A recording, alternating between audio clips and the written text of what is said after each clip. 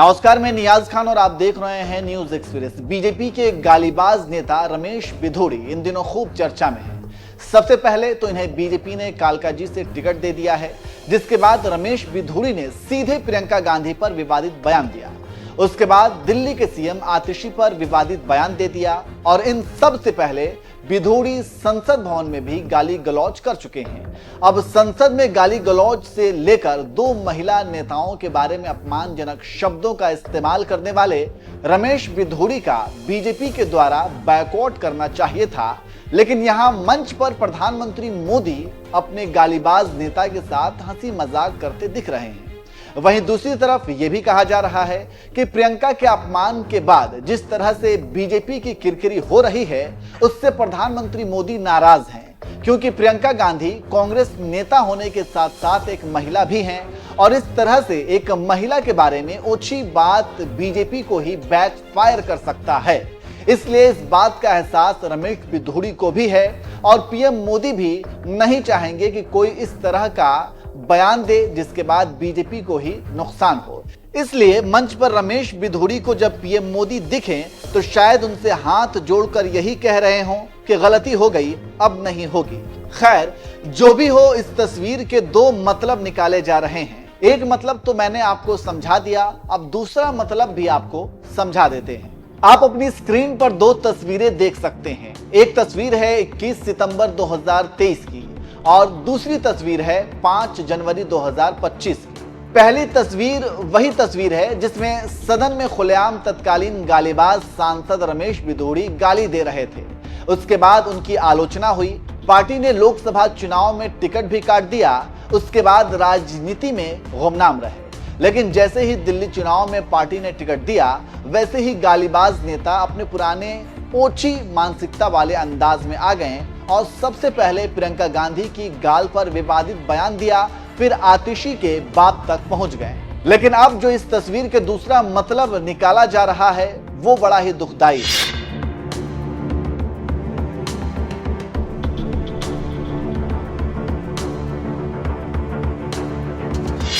आप स्क्रीन पर देख सकते हैं कि जिस नेता ने संसद में गाली गलौज की, जिस नेता ने प्रियंका गांधी और आतिशी पर विवादित बयान देकर न सिर्फ इन दोनों नेताओं का बल्कि पूरे महिला समाज का अपमान किया, उस नेता के साथ प्रधानमंत्री मोदी मंच साझा कर रहे हैं और हंसते मुस्कुराते दिख रहे हैं।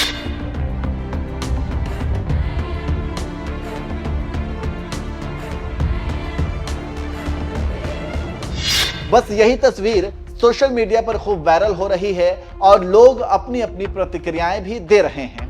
डॉक्टर लक्ष्मण यादव नाम के एक यूजर ने लिखा, ये वही रमेश बिधूड़ी हैं जिन्होंने सदन में खड़े होकर एक चुने हुए जनप्रतिनिधि को खुलेआम सदन की कार्रवाई के बीच उग्रवादी आतंकवादी बोला था और अब मौजूदा सांसद प्रियंका गांधी पर बेहद आपत्तिजनक टिप्पणी की है। प्रधानमंत्री नरेंद्र मोदी जी बेटी बचाओ, बेटी पढ़ाओ और महिला सशक्तिकरण का नारा तो जोर जोर से लगाते हैं, लेकिन मंच पर किसके साथ नजर आते हैं, दृश्य आपके सामने है। रितु चौधरी नाम के एक यूजर ने लिखा, लगता है भारत के प्रधानमंत्री ने शर्म को धो दिया है। हमारी नेत्री प्रियंका गांधी जी के खिलाफ घटिया और बदतमीजी भरे बयान देने के बाद भी रमेश बिधूड़ी मोदी जी के साथ मंच पर मुस्कुराता हुआ देखा गया, लेकिन गोदी मीडिया एकदम चुप रहेगी, इस पर कोई मोदी जी को कुछ नहीं कहेगा। एक ने लिखा, अब महिला आयोग भी देश में बचा नहीं है। उत्तम यादव नाम की यूजर ने लिखा, इनकी घटिया बयानबाजी तब तक जारी रहेगी जब तक केंद्र में बीजेपी की सरकार है। तो इस तरह से प्रधानमंत्री मोदी और रमेश बिधूड़ी की तस्वीर वायरल होने पर सोशल मीडिया पर लोग कमेंट्स कर रहे हैं।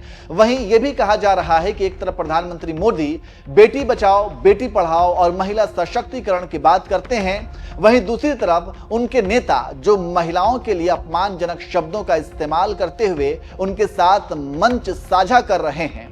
खैर, आप इस तस्वीर पर क्या कहेंगे और रमेश बिधूड़ी के विवादित बयान के बाद किस तरह से उनकी क्लास लगाई गई है, आइए आपको सुनाते हैं। देखिए, ये कहा जाता है कि खीरा मुख से काटिए मलिए नौन लगाए, रहीमन कड़वे मुखन को चाहिए यही सजाए। अब रमेश बिधूड़ी जी जो कि भाजपा के सांसद रह चुके हैं और कालका जी विधानसभा जो दिल्ली की है उससे भारतीय जनता पार्टी के उम्मीदवार हैं, इनकी आदत है बदतमीजी और बदजुबानी करने की। और मैं समझती हूं कि अब समय आ गया है कि दिल्ली की और कालका जी की जो आधी आबादी है वो वोट की चोट से इनके मुंह पर पूरी तरह से ताला लगा दे। प्रियंका गांधी जी के लिए जिस तरीके की अभद्र, निम्न स्तरीय, घटिया और कुत्सित टिप्पणी रमेश बिधूड़ी जी ने की है, उसकी जितनी भी निंदा और भर्त्सना की जाए वो कम है। लेकिन क्या करें, अब जो चेला है उसका गुरु ही महिलाओं के लिए इतनी बदजुबानी करता है तो संदेश तो वही जाएगा ना।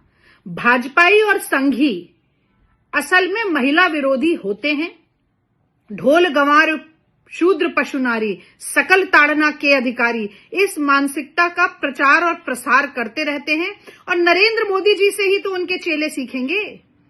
कभी वो बंगाल की मुख्यमंत्री के लिए दीदी और दीदी ऐसे ताली बजाते हैं, रेणुका जी के लिए संसद में खड़े होकर शूर्पणखा जैसे शब्द का प्रयोग करते हैं, शशि थरूर जी की दिवंगत पत्नी को 50 करोड़ की गर्लफ्रेंड कहते हैं, और तो और सोनिया गांधी जी को भी वो कांग्रेस की विधवा कहकर पुकारते हैं।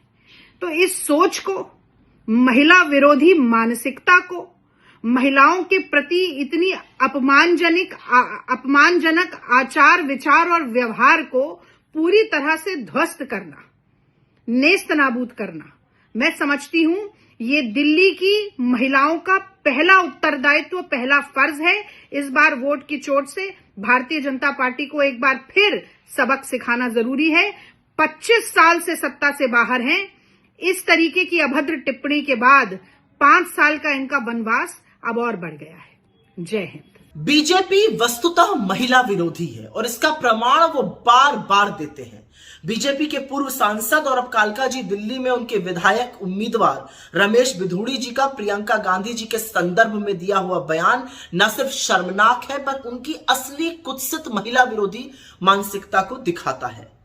जिस आदमी ने सदन में खड़े होकर अपने साथी सांसद को गंदी गंदी गालियां दी हो और उसकी कोई सजा, उसका कोई खामियाजा ना भुगता हो, उससे क्या ही उम्मीद की जा सकती है। लेकिन क्या इस घटिया भाषा, इस घटिया बयान के लिए बीजेपी की महिला नेत्रियां, महिला बाल विकास मंत्री, बीजेपी के अध्यक्ष जेपी नड्डा और खुद प्रधानमंत्री जी कुछ बोलेंगे? असलियत तो यह है कि इस महिला विरोधी भाषा, इस महिला विरोधी सोच, इस कुत्सित मानसिकता के जनक तो खुद मोदी जी ही हैं। जब वो चुनावी सभाओं में मंच से मुजरा, मंगलसूत्र, बेटियों को कोई छीन कर ले जाएगा जैसे शब्द बोलते हैं तो उनके नीचे वाले उन्हीं का अनुसरण करते हैं, वो और क्या बोलेंगे। लेकिन ये घटिया सोच है, ये घटिया मानसिकता है और इसके लिए ना सिर्फ रमेश बिधूड़ी को बल्कि बीजेपी के शीर्ष नेतृत्व को हाथ जोड़ के माफी मांगनी चाहिए। ये सिर्फ एक महिला प्रियंका जी के अपमान का मामला नहीं है, ये आधी आबादी के अपमान का मामला है।